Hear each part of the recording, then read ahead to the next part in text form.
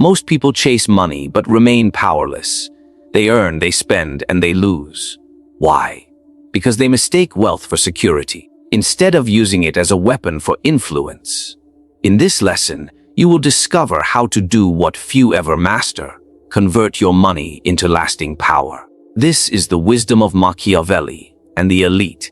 Most men believe money is the final destination, the ultimate prize in life's struggle. They chase it with obsession, hoard it with fear, and cling to it as if coins and notes can shield them from fate. But this is the greatest illusion of the weak. For money by itself is fragile. It can be stolen, devalued, wasted, or consumed. It is only a resource, never the throne itself. Those who mistake wealth for power remain slaves to their fortune, guarding it nervously like prisoners guard their chains. Understand this: money is never the end. It is only the means to something greater, power. And power is the true currency of rulers, kings, merchants, and elites across every century. Why? Because power transforms wealth into permanence. The rich man without power is vulnerable. His gold may be envied, taxed, seized, or squandered in foolish pleasures. But the powerful man, even with little wealth, can command armies, rewrite laws, bend markets, and influence the minds of men. When money fades, power endures. And when power is secured, money will always return to its master. Look at history. The Medici family of Florence did not merely accumulate coin. They turned their banking wealth into alliances with popes, kings, and artists. They used money not to indulge in idle comfort, but to control culture, religion, and politics.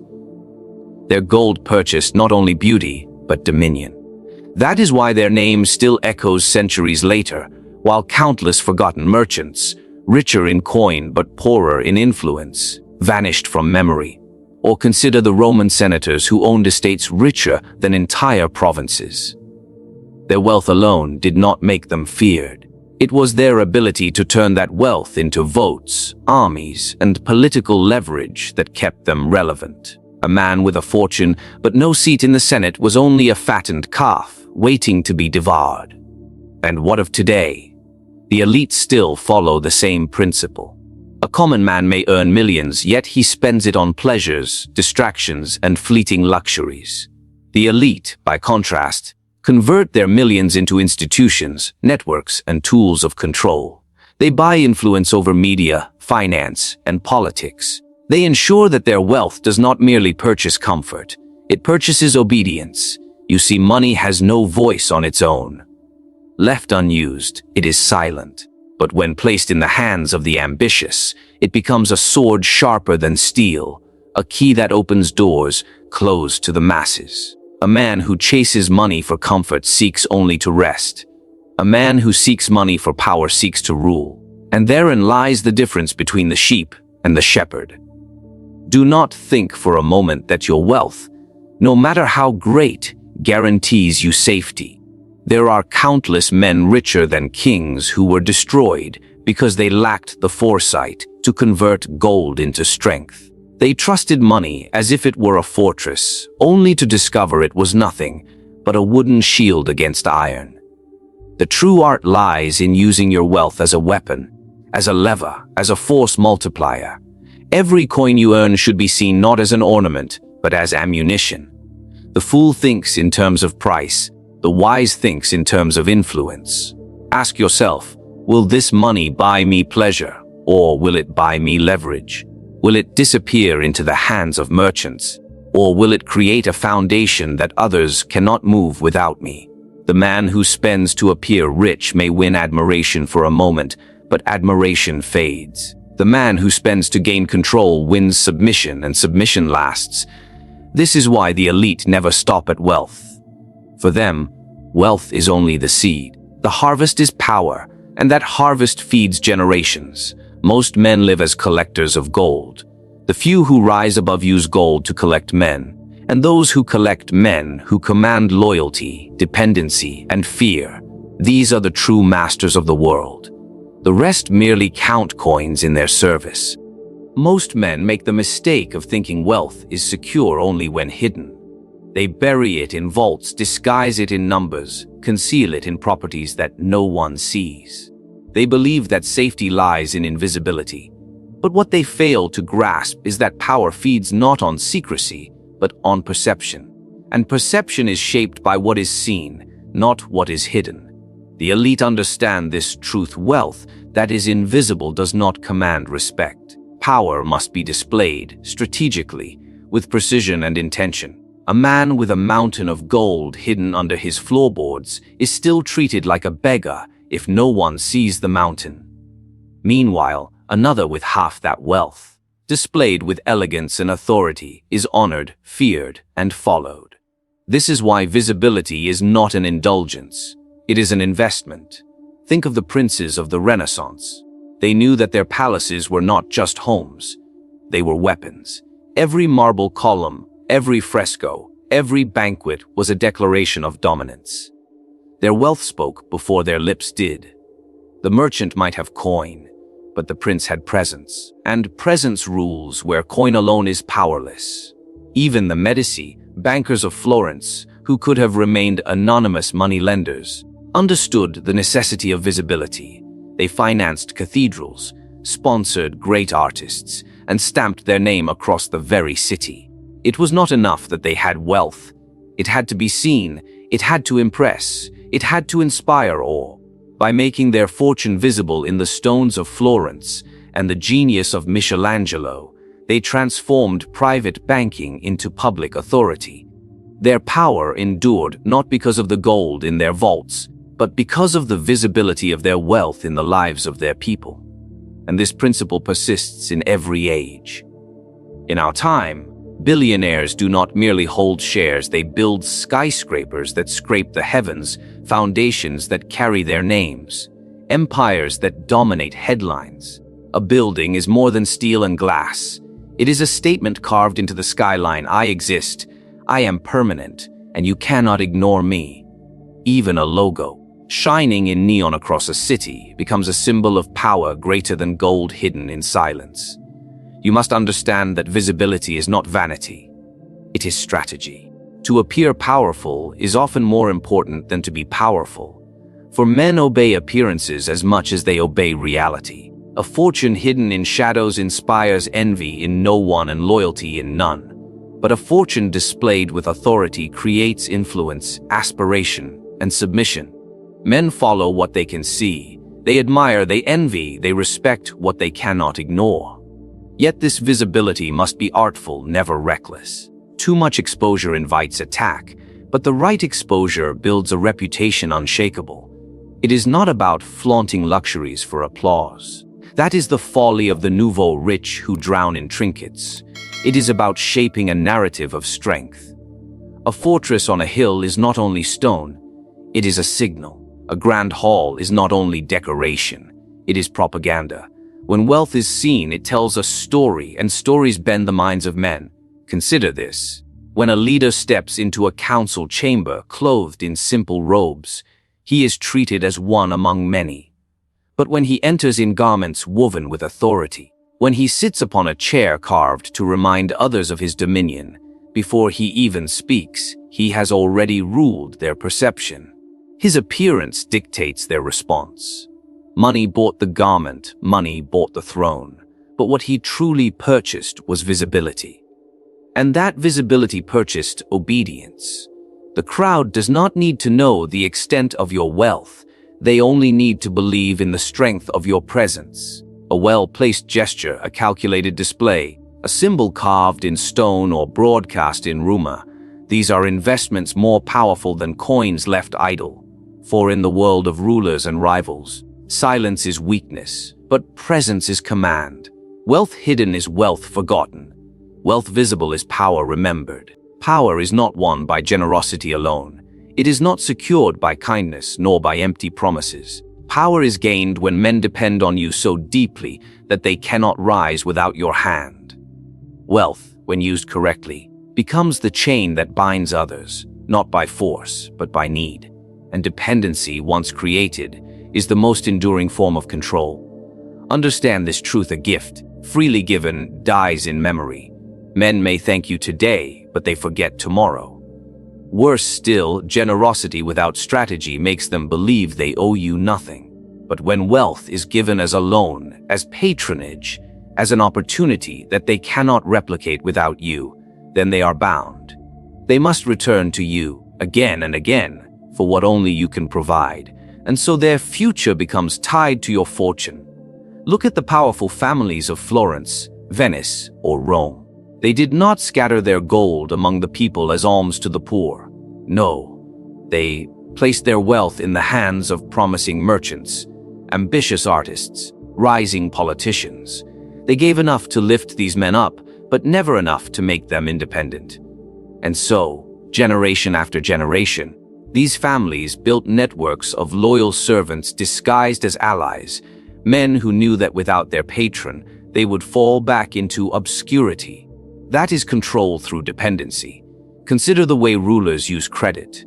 A prince who gives a man land outright may create temporary loyalty, but a prince who lends him land under conditions ensures obedience for a lifetime. The borrower's prosperity becomes the ruler's chain around his neck. To default is to lose everything. To thrive is to thrive under the ruler's shadow. In this way, wealth becomes not just money, but leverage, an invisible rope by which you guide the ambitions of others. Even in our modern age, the same principle governs the movements of the elite. Banks do not simply give, they lend, they invest, they entangle.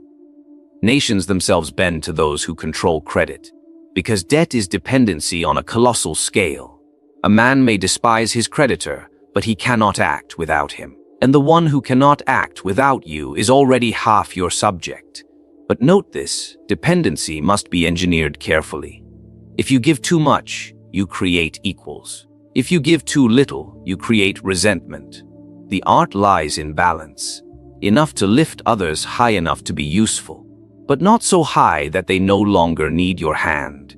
Dependency thrives in the middle ground, where gratitude and fear are interwoven, where opportunity is dangled but never complete. History shows us the danger of failing to master this art. Many rulers believed loyalty could be purchased outright with gifts, lands, or titles. But once given, these gifts empowered their subjects to stand without them. And what happens when a subject can stand without you? He no longer needs you. What happens when he no longer needs you? He begins to rival you. This is why men who give foolishly create their own enemies. But men who bind through calculated dependency create subjects who cannot defect without destroying themselves. Think also of how dependency shapes families, friendships, and alliances. A father who provides endlessly for his sons without teaching them reliance on his authority breeds arrogance. But a father who makes his sons aware that their inheritance, their station, their very name depends on his continued favor keeps their loyalty alive. Likewise, in politics and commerce, allies must always feel that their rise is tied to your will. Dependency is more subtle than force. Chains can be broken, armies can rebel, but the need for survival, opportunity, and wealth keeps men tethered more securely than any iron shackle. A man may fight against fear, but he will never fight against his own necessity. To make others dependent is to enslave them with their own desires. This is why the elite do not spread wealth like seed in a field. They plant it in chosen soil, in men whose growth strengthens their own foundations. The fruit that grows may be plucked by others, but the root always belongs to the one who planted it. In this way, they create a garden of dependence, thriving, yet unable to live without the hand that waters them. Wealth, when hoarded, is nothing but silent stone. It may comfort the miser, but it cannot shield him from enemies. A fortune kept in the dark breeds no loyalty, wins no allies, and secures no throne.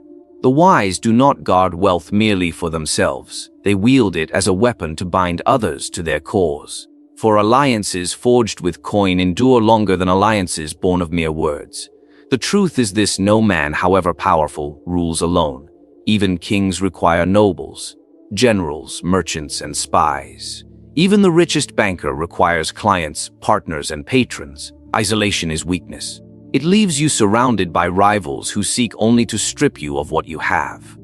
But alliances, carefully chosen, carefully nourished, turn your wealth into a fortress built of living men.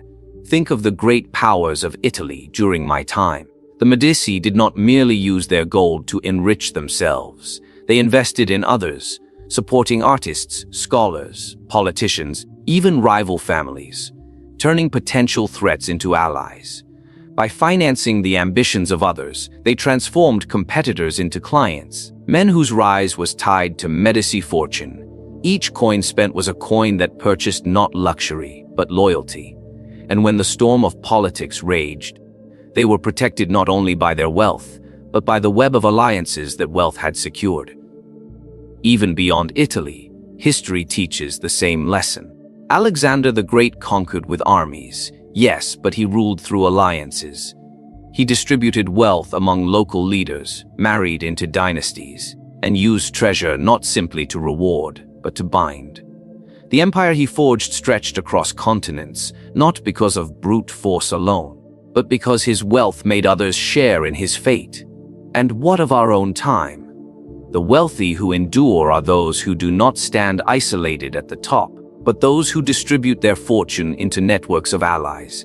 They sponsor political campaigns, endow universities, invest in companies led by ambitious men. They do not give for charity's sake. They give to ensure that when the moment of conflict comes, they are not alone. Every ally is a shield, every dependent a soldier, every network a barrier against ruin. But take caution. Alliances built on mere generosity are fragile. If you give too freely, you create ingrates who believe themselves equal. If you give without design, you create allies who owe you nothing. True alliance is not about scattering gifts. It is about planting seeds in the ambitions of others. Give enough to strengthen them, but not enough to free them.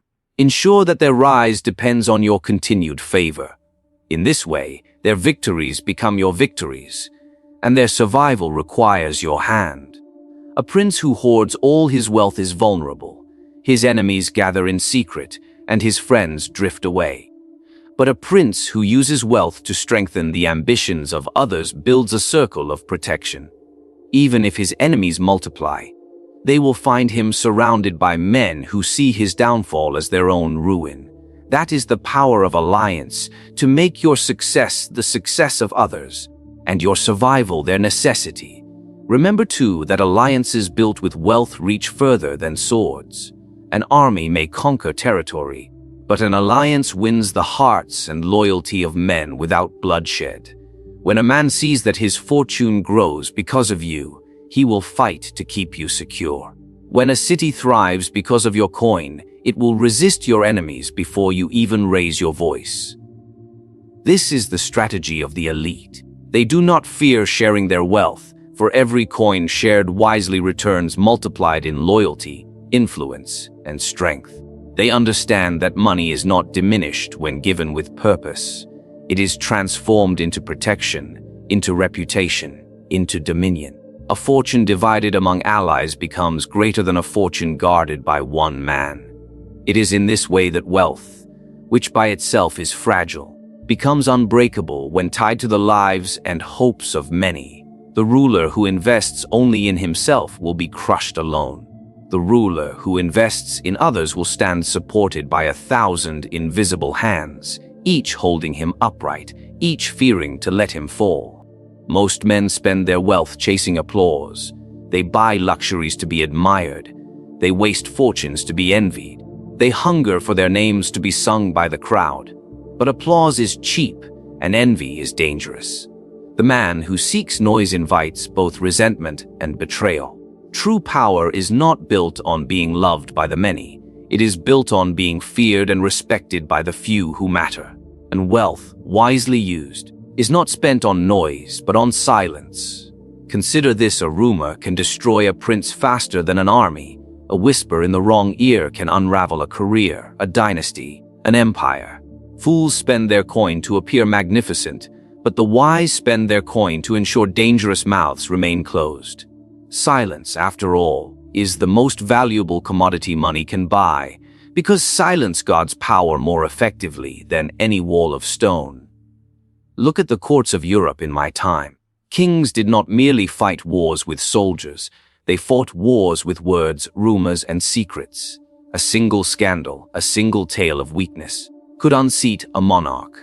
Those who endured were not always the strongest in arms, but the shrewdest in silencing enemies before their words could spread. Gold placed in the right hand could keep an enemy quiet forever, without bloodshed, without rebellion, without spectacle. The Medici understood this well. They funded not only artists and allies, but also spies, informants, and scribes. They paid to shape narratives, but more importantly, they paid to prevent dangerous truths from spreading. When rivals whispered, those whispers were smothered before they grew into storms. This is why their dynasty survived assassination attempts and uprisings. They knew the cost of silence was always cheaper than the cost of chaos. Even today, the principle remains unchanged. The elite do not waste their fortunes trying to be adored by the masses. They know love fades quickly, but fear and control endure. They spend not on trophies, but on discretion. They buy lawyers who erase scandals, advisors who bury mistakes, companies that control narratives. They purchase silence because silence preserves the image of strength while noise exposes weakness. Noise, after all, is the enemy of power. The crowd is fickle. It cheers today and riots tomorrow. A man who spends to impress the masses discovers too late that their love cannot protect him. But a man who spends to silence critics, to control information, to suppress damaging truths, finds that his reputation becomes untouchable. He may not be adored, but he will be obeyed. And obedience, not adoration, is the foundation of rule. Think of a rival who seeks to rise against you. If you confront him openly, you create noise, you reveal conflict, you stir attention, you awaken other enemies. But if you quietly purchase his silence, if you bury his ambition in coin or in contracts that bind his tongue, then the threat vanishes before it ever becomes visible. This is the art of buying silence. To end battles before they begin, to erase enemies without anyone knowing they existed. But let us be clear, buying silence is not only about suppressing enemies. It is also about restraining friends. Those closest to you often know the truths that could harm you most. To ensure their loyalty, it is not enough to reward them. You must bind them with a silence that benefits them more than betrayal ever could. They must know that as long as they protect your secrets, they will prosper. And as soon as they speak, they will fall. This is why discretion must always be valued above applause. A man praised loudly by the crowd may fall the next day when a rumor exposes him. A man who moves quietly, securing silence where it matters, walks untouched through storms that would destroy others. The wise ruler, therefore, does not seek noise. He does not care for the shouts of admiration or the fleeting worship of the masses. He cares only for the quiet control of the truth, for the silencing of dangerous tongues, for the invisibility of his mistakes. Wealth spent here is never wasted, for silence is the shield of power, and without it, every fortune is fragile. Most men believe that wealth is best spent on pleasures, golden chalices, fine garments, extravagant feasts. They imagine that comfort is the reward of fortune. But the wise know that true wealth is not consumed, it is transformed. The most powerful transformation money can achieve is not into comfort, not into display, but into knowledge and access. For knowledge sharpens the mind, and access opens the gates to where real power is forged. Gold that purchases luxury fades quickly. A banquet is eaten, a jewel is forgotten, a carriage rots with time. But gold spent on learning, on information, on proximity to decision makers, multiplies itself endlessly. It becomes influence, strategy, foresight. The man who possesses knowledge commands those who merely possess wealth. For foresight always defeats impulse. Think of the princes and merchants of the Renaissance. Those who thrived were not only those who bought armies or land, but those who bought education, tutors, libraries. A single insight into trade routes political alliances, or hidden weaknesses of rivals was worth more than any mountain of coin. The Medici knew this well. They invested not only in art, but in scholars, philosophers, mathematicians. Knowledge made their fortune durable, for it gave them vision beyond the short sight of their rivals. But knowledge alone is not enough. It must be paired with access. What use is knowing the secrets of power if you remain locked outside its chambers? This is why the wise spend their wealth to buy proximity to rulers, councils, and circles of influence. A man with a fortune, but no access to power, is like a king without a crown. He may command attention among the common, but he is irrelevant among the true players of destiny. Consider this: a rich merchant who hoards his wealth in his home is a target, but not a ruler. A merchant who uses that wealth to gain entry into the palace, to sit at the prince's table, to whisper into the ears of lawmakers, this man becomes untouchable. For now his wealth is shielded not only by his own power, but by the very structures of authority. His coin has purchased him not only influence, but security. This principle endures in every age. In our time, billionaires do not simply buy yachts and mansions. They purchase access to policymakers, to institutions, to media. They fund universities, think tanks, campaigns. They know that real power is not enjoyed in solitude, but in the rooms where decisions are made. And to enter those rooms, one must pay the price. The masses spend money to be seen. The elites spend money to be heard in places where the masses are never allowed. Knowledge and access also serve another purpose. They insulate you from risk. The man who knows the storm is coming prepares, while others are caught unaware. The man who has access to rulers hears of wars, laws, and opportunities before the crowd. Thus, while the ignorant drown in events, the informed ride upon them like waves. Wealth spent to secure this advantage is not cost but investment, for it ensures survival when others fall. But let us not forget, the pursuit of knowledge and access must be strategic. To learn everything is impossible. To learn what matters is priceless. A ruler does not study every art. He studies what gives him leverage over rivals. A merchant does not need to know every trade. He needs to know which routes, which ports, which alliances matter most. In the same way, access must not be wasted on every gathering. To be seen in every hall is weakness. To be present only in the right chambers is strength. This is why those who understand power spend less on their own pleasure and more on their own vision. They hire spies, they cultivate scholars, they send emissaries abroad, they buy their way into councils and courts. They know that the feast ends in a night, but the knowledge it purchased can secure empires. They know that a jewel may shine on the hand, but a secret shines in the mind forever. They know that access is not a privilege, but a weapon, one that allows them to shape events before the world even knows they are unfolding. The man who spends money on knowledge becomes dangerous. The man who spends money on access becomes untouchable. Most men, when they come into possession of wealth, cling to it as if hoarding alone will secure their future. They believe that by locking their coin in vaults, by hiding it under stone, by guarding it with desperate hands, they will preserve their fortune. But wealth that does not move decays. Gold that sits idle is no different than stagnant water. It breeds rot. It loses its power, and in time it becomes worthless. The elite understand that the preservation of wealth comes not from stillness, but from circulation. Money must move, but it must move with purpose. The common man spends recklessly, scattering his coin for pleasures that vanish in days. The miser hides his wealth so tightly that it dies with him, unspent, forgotten, and irrelevant. Both are fools. The wise know the secret balance. Wealth must flow like blood in the body, circulating, nourishing, strengthening, never stagnant, never wasted. Every coin must be placed where it multiplies influence, strengthens position, and fortifies legacy. Consider the merchants of Venice, who did not simply bury their fortunes in vaults, but invested them in fleets, expeditions, and trade routes. Their wealth returned to them multiplied, not because they clung to it, but because they set it into motion.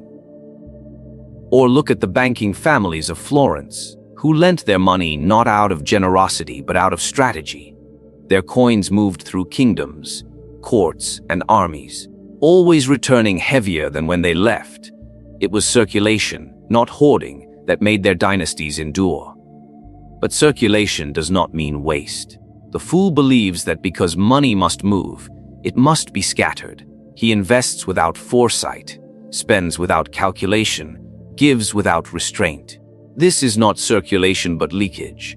The art lies in directing money like a general directs troops. Each coin a soldier, each investment a maneuver, each expenditure a step toward victory. Money must flow, but only toward rivers that lead to the sea of power. Think of how rulers used patronage. They did not distribute wealth to the masses without thought. They placed it in the hands of generals, artists, scholars, allies, men whose success reinforced their own authority. Every coin spent strengthened the image of the ruler, secured loyalty, or expanded influence. This is circulation at its highest form. Wealth never wasted, only transformed into power that endures beyond the life of the giver. Even in our time, the elite do not hoard their wealth in idle accounts. They circulate it into investments, industries, political networks, and institutions that ensure their relevance. A fortune locked away shrinks with time, but a fortune set into motion builds empires. The rich who endure are those whose wealth is always at work, shaping the world in their favor while others merely count coins. Circulation also guards against envy. The man who hoards appears selfish, a fattened animal waiting to be slaughtered. The man who spends lavishly on pleasures appears foolish, a target for ridicule and contempt. But the man who circulates wisely appears powerful, generous to the right hands, feared by rivals, and admired by allies. His wealth does not make him a target, it makes him indispensable. There is another truth. Wealth, when stagnant, attracts predators. A man known for hoarding invites thieves, usurers, and greedy rulers to strip him of his fortune. But a man whose wealth is constantly in motion, tied to networks, allies, and institutions, cannot be so easily attacked. To strike at his fortune is to strike at many, for his wealth has already spread into the roots of society, into the ambitions of others, into the very fabric of power. His fortune is not his alone. It is the bloodstream of those who depend on him, and they will defend it as their own. This is why the elite treat money not as treasure but as energy. Energy unused dissipates. Energy directed reshapes the world. The prince who keeps his coin hidden dies with his fortune forgotten. The prince who circulates his coin wisely ensures that his name, his house, his influence outlive him by centuries. Wealth preserved by circulation becomes dynasty. Wealth hoarded becomes dust. You have now seen the truth that few dare to acknowledge money itself is not power, but the raw material from which power is forged. The masses chase wealth for comfort, for fleeting pleasures, for vanity. But the elite, the princes, the merchants, the dynasties, they understand what most men never will, that every coin is a weapon, every investment a strategy, every expenditure a statement of dominance. We have unmasked the illusions that hoarding leads to security, that generosity is virtue, that luxury displays strength. No, true strength lies in using wealth as a lever, a force that bends people, institutions, and even entire nations toward your will. Money is not meant to sit idle. It must be weaponized, multiplied, and circulated with precision. The lessons of history are ruthless. Families that squandered their fortune in indulgence vanished into obscurity. Kingdoms that hoarded their gold without purpose were plundered by those who dared to move it.